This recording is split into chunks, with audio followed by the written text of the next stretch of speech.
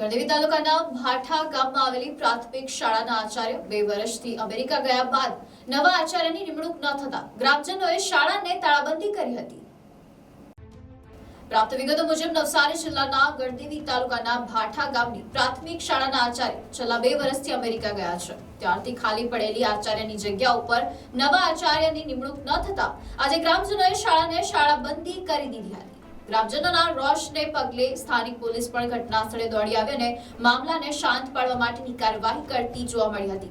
આ અંગે ગણદેવીના ધારાસભ્યોએ જણાવ્યું હતું કે ટૂંક સમયમાં નવા આચાર્યની નિમણૂક કરવામાં આવશે। ત્યારે છેલ્લા 2 વર્ષથી આચાર્ય વિના ચાલતી ભાઠા ગામની પ્રાથમિક શાળામાં ભણતા 174 જેટલા વિદ્યાર્થીઓના વાલીઓએ જણાવ્યું હતું કે છેલ્લા કેટલાક સમયથી તંત્ર સહિત પ્રાથમિક શિક્ષણ અધિકારીને પણ આ બાબતે રજૂઆત કરી હતી, પરંતુ તેનો કોઈ પણ ઉકેલ ન આવતા વિદ્યાર્થીઓના હિત માટે વાલીઓ દ્વારા શાળાને તાળાબંધી કરવામાં આવી હતી।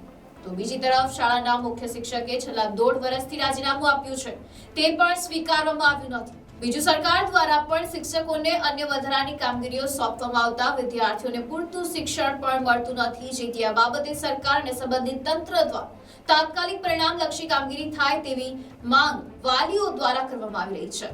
એસએમસીની અધ્યક્ષ છું। આજે અમે તાળાબંધી બધા વાલીઓ મળીને એટલા માટે જ કરી છે કે અમને મુખ્ય શિક્ષક મળવાપાત્ર છે, પરંતુ અધિકારીઓ અમને મુખ્ય શિક્ષક પૂરા પાડતા નથી। માટે બાળકોનું શિક્ષણ બગડે છે અને શિક્ષકો પણ હેરાન થાય છે, બાળકો પણ હેરાન થાય છે અને વાલીઓ પણ બધા પોતપોતાના કામ મૂકીને અહીંયા ભેગા થયા છે, પોતાનો સમય આપે છે। તો અમારી અધિકારીઓને એટલી વિનંતી છે કે તમે અમને મુખ્ય શિક્ષક પૂરા પાડે, અમને લેખિતમાં બાંહેધરી આપે કે અમને મુખ્ય શિક્ષક મળશે। Report NEC news, Navsari.